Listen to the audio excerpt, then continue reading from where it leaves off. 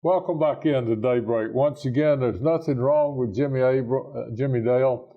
He is not gone. He'll be back on Thursday. So all of you that are really worried that you're going to have to see me for a while, just for another day after today, Jimmy Dale will be back Thursday. It's a pleasure for me to sit in for Jimmy Dale. But have my guest today, Bryan Taunton, who happens to be, I guess it's the new chairman of the Commercial Development Authority. That's what they tell me. Bryan, welcome to the show this morning, and congratulations on your position as chairman. Well, thank you, I suppose. I know. I go back a few years. I was on the initial CDA when it was formed back in 1997. Right. And for your information, when we were formed in 97, we were the only active CDA in the state.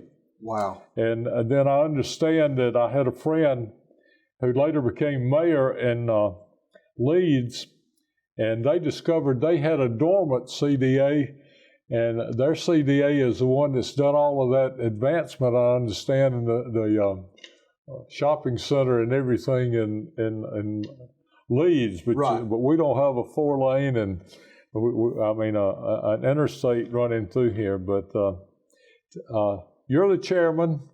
Who is lucky enough to be the vice chairman of your group? Well, we've gone through, I guess we'll call them growing pains.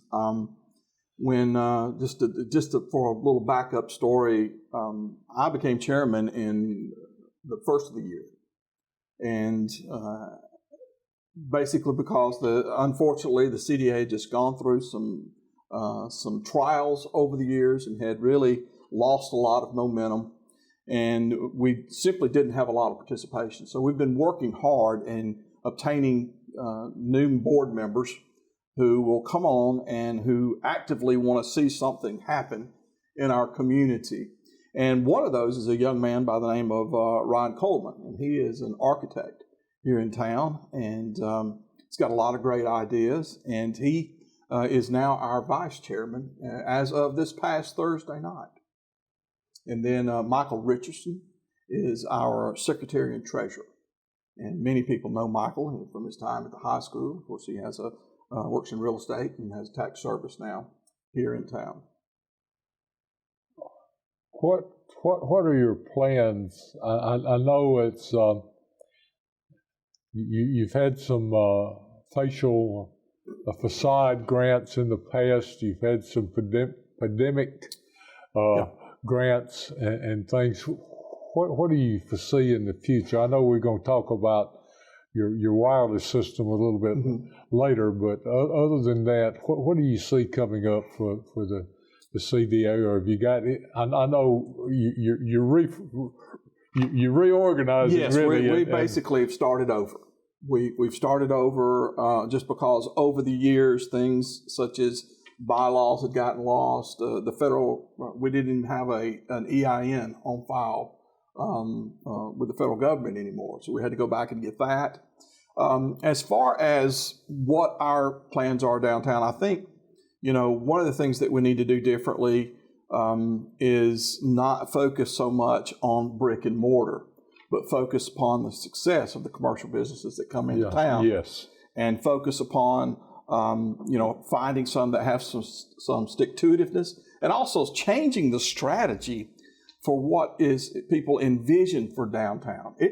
Downtown has got to become its own little marketplace, its own little epicenter, which is going to call for kind of a shuffling of some of the things that we're used to seeing. It's not going to be all retail. It's not going to be all food. One of the greatest things that I think that City Council has done is approving the loft apartments downtown. I think when you do that and you're bringing in a built-in clientele into your downtown market. And then also having more professional offices and so forth downtown. Then we're creating kind of a niche community, which is what we want to see happening down there that we can build upon. And then to begin to add certain amenities to the businesses that are down there to make them first more appealing for businesses to locate downtown, which now the CDA focus is not simply on downtown.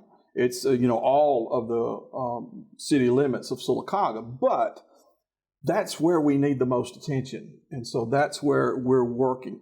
So like facade grants, we've done those in the past. I understand the boards in years before have done that. And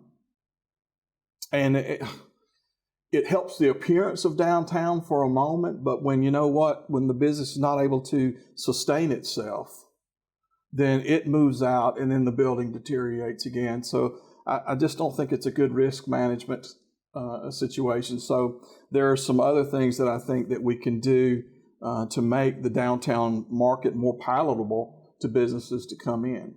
One of the things you mentioned was these federal ID numbers and those things. One of the things, the reason that's important, I'll bring this up, is you're not a board, you're an authority. Yes. As an authority, you can do anything that you and I as an individual can do. Yes. You can borrow, you can loan money, Mm-hmm. you can build buildings and things like that. And I know in the past the CDA has borrowed and restored buildings and things like that. That's the difference in an authority and a board. And there's one thing the CDA in our community has never done, and that is go after federal grant monies. Okay. That is available and that is out there. And so we're laying the foundation. We've gotten our bylaws together. We've gotten the EIN information that we need completed. We're now in the process of putting our procedures manuals together. And then we've got to there's two things you have to complete. One's the SAM and a DUNS report on your authority or business, and be registered with the government in order to receive federal dollars. We've never had that. So we're in the process. Matter of fact, that will be completed by end of next week. So now we're in a position that we can go after USDA money that's out there. Last year, Governor Kay Ivey announced a broadband initiative and released millions of dollars. I think it was actually maybe $15 million in the state of Alabama to go toward suburban areas or rural areas to assist in making broadband available to people in the area. One of the greatest things that we could do is to make downtown a free Wi-Fi public area. Anything that makes people want to come into downtown is going to be conducive to business. And that's just a small thing. But see, we couldn't even apply for that because we didn't have all our ducks in a row to be able to do that. So that's been our major focus right now, is just getting everything in order, getting the house in order so that we can apply for that funding. You are on the City Council Agenda's work session tonight to talk about a streamless wireless audio system for downtown Sylacauga. Right. Now, when I bring this up, that brings up, I've researched it a little and talked to some people about it, and somebody said, well, I don't have a cell phone and I can't use it. It's got nothing to do with cell phones. No. And all this. Tell us what you're going to tell the City Council essentially tonight about the wireless system. It's really a wireless PA system, what it is. It is. And why the city of Sylacauga needs it. Well, or would be nice for them to have. Happy customers make happy shoppers. And everywhere we go, you go to theme parks, you go to some shopping areas. The Summit in Birmingham is a great example. And as you're walking down the sidewalk, there's music playing in the background. During the holidays, there's Christmas music playing in the background. And, it just improves the mood of the shoppers. And it just elevates the environment. What this is basically it is a wireless system. All we need is Wi-Fi access. And then there is a monthly service that we have to subscribe to. There's several streaming options as far as music that we can subscribe to. It's just important that you go with one where you have the proper licensing to be able to broadcast that music. And we are looking at that type of service. But it's very unique in that it's just a wireless box with two 70-watt speakers on the outside. So it's not like we're going to blow the roof off of downtown or anything. We want to start with phase one being Broadway and just covering the blocks of between 1st and 3rd Street, which covers the main downtown district there. To do that, we're going to need to put in about 8 speaker units scattered, down the road, running adjacently from each other across Broadway. They'll need to be high enough just so that they can be just above any tall trucks that might be coming through there. So about 15 feet high is where they need to be. The other reason for that, why would you do that, is sound can dampen sound. One of the greatest issues that we have on Broadway is that it's a state highway, and there's nothing we can do about that. There's trucks that are going to come down that road, and they're loud, and so this music will also beat against that and help to dampen it and just make it a more pleasant environment. But it is streamless. There's no wires to be run. As a matter of fact, you and I could take a ladder and go up there and put it into place. There's nothing to it. All it needs is a power source. The poles that we have downtown already have the power source needed on them. We run our Christmas lights from them. So this is a very, very easy process. It's just not cheap. Flexibility of the program, is it one base unit that runs everything? Yes. What kind of control do you have? Do you have somebody that could walk in with a microphone and talk on it, or will it be?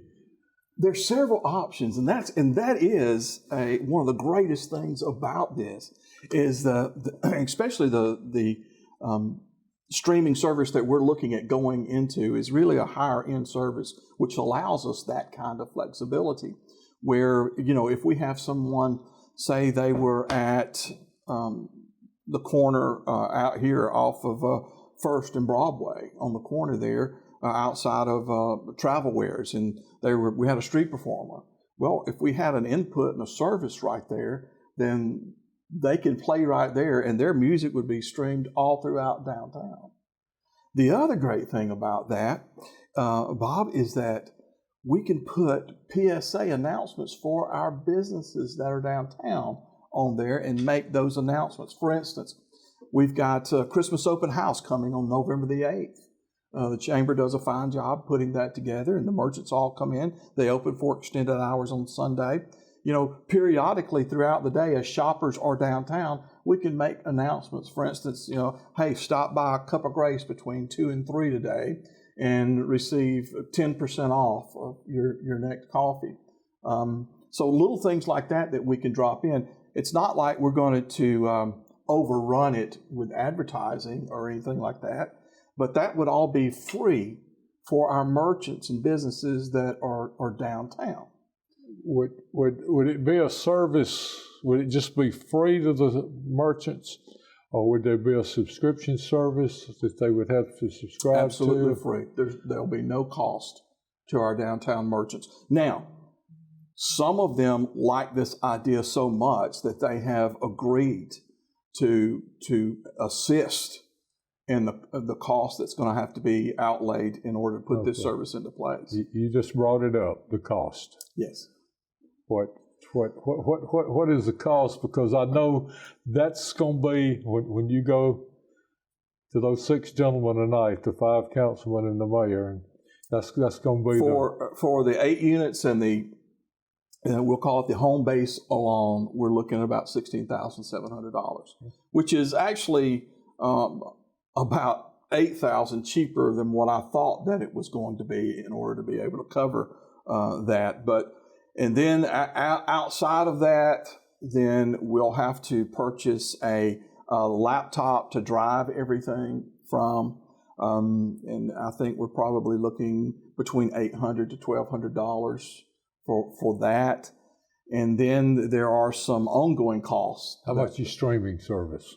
The streaming service, that's going to cost us with the PSA, with the ability to be able to do the PSA announcements, is going to run us about $50 a month. And then there's the Wi-Fi access that we're going to need, and that's going to run us about $70 a month or $80 a month with tax from the Sylacauga utilities. So our monthly cost on that's probably going to run us $120, $125 a month. Okay, are you talking? And most of the time when I talk to people, I try to take the devil's advocate. Sure. I'm not going to do that here because I think this is a good idea, and I just don't want to come up with. But what's the? I know who's going to pick the. I know you got the streaming service. All the streaming services have different types of music. This is the one question when I mentioned it to somebody yesterday, is that who's going to pick the music, and what if I don't like the music? Well, okay. This might be actually the streaming service does all of that for you. Okay. And what they can do is they have different channels that you can choose from, and there's a lot of ways you can go about it. If you want to have a 40s and 50s day, okay, well, you can play 40s and 50s, big band music all day. Now, I would love that. But there's some folks that of course, would not. I love the 50s, you know that. So then, yes. But then you could also pick music as according to your environment. If you're looking for music that is typically favored in a retail environment, then you can play that. And it'll be a mix which would run from the 40s, 50s, all the way up to current pop music that people know. Yeah. Okay. Now, you got ASCAP, you got BMI, and you got all these services that this is taken care of by the streaming service, and essentially that $50 a month you're talking about. Yes. What's the downside of this? What do you've heard the and what do you expect to be the downsides of this? Well, the downside is always that. And I know you're a salesman, you're a super salesman, and you're doing a fine job. I'm an evangelist, I'm a pastor, so. and everything, but you expect to hear some negatives today. Already have. We already have. The bottom line is that the downside. Well, you're not going to make everybody happy. Wow. And I can tell you, just to test the waters, I put a blurb on social media, and from that, people shared it. From all of their shares, if you look at Facebook analytics, well, it's been viewed close to, I think, 8,000 times. It's been, and of that, we've had a little over 300 comments. I have personally gone through and did my best to look at every comment. Okay. And of that, there's been a handful. Okay.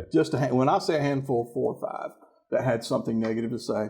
One is it going to play 24 hours? No, it's fully programmable. Mm-hmm. We can set the times at which the music's played and what times it goes off. If you're downtown, you're living in a loft apartment, it's not going to play all night long. It's not going to do that. Will it be seasonal? Yes. Okay. Yes, it will be seasonal. And again, if we wanted to play all Christmas music during the Christmas season, we can do that. Okay.